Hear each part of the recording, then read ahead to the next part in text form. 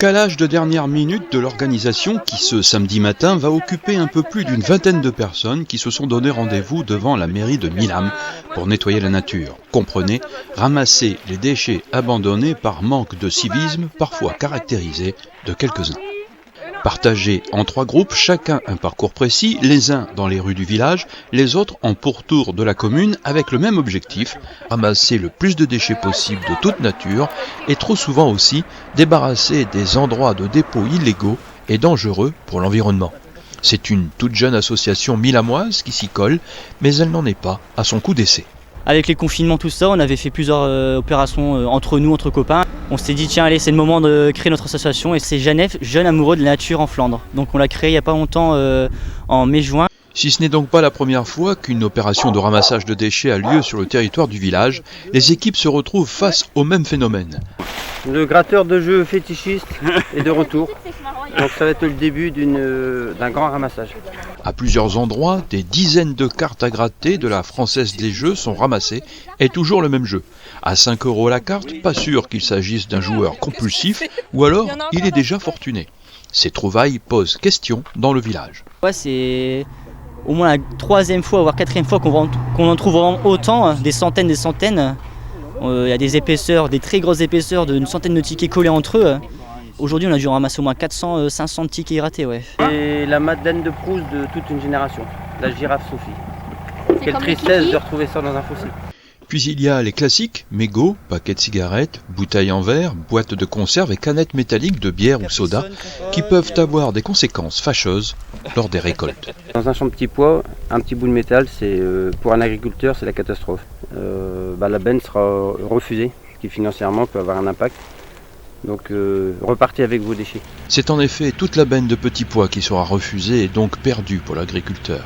Un groupe vient d'appeler, il a besoin qu'un véhicule vienne charger des pneus. Rappelons qu'il est interdit d'abandonner des pneumatiques dans le milieu naturel ou de les brûler. On l'a trouvé juste là, le long du bois, quoi.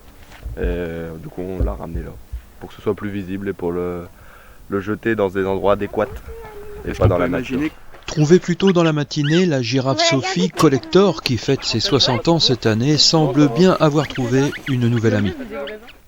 À chaque opération de ramassage, les participants déplorent l'irresponsabilité de ceux qui ne savent pas rentrer chez eux avec leurs déchets, ceux qui consciemment abandonnent en pleine nature, ici des pneus très toxiques pour l'environnement, là des jouets en plastique dans les fossés, plus loin mégots et paquets de cigarettes, canettes de bière flottant à la surface de l'eau, tous ces objets qui ne sont pas biodégradables et peuvent créer de vrais désordres environnementaux. Alors qu'en plus, il y a des poubelles partout dans les centres des villages. C'est très facile de déposer ces déchets dans les poubelles, en fait. À l'arrivée, les déchets sont déposés sur une bâche pour être triés.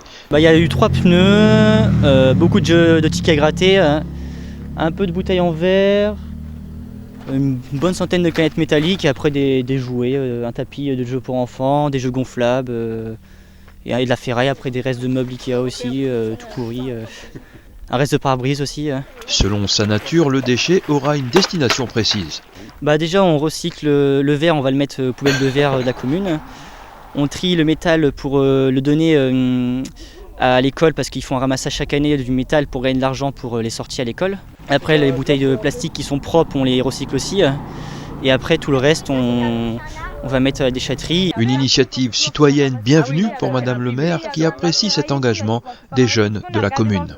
On a été étonnés au départ parce que c'est une association de jeunes qui a bien voulu prendre ça en main et le président n'a que 19 ans avec d'autres jeunes du village et même 2-3 jeunes des villages aux alentours. Donc franchement, sur le coup, on était étonnés, mais on est très heureux que ça puisse avoir lieu et sensibiliser le reste de la population. Et hier après-midi, donc les enfants de l'école ont fait la même opération et ils ont ramassé aussi plusieurs sacs. Ça permet de les sensibiliser encore plus jeunes puisque ça a commencé à l'âge de 6 ans. Et c'est sans doute là le grand projet, sensibiliser les enfants d'aujourd'hui avec l'espoir qu'ils seront des adultes responsables demain.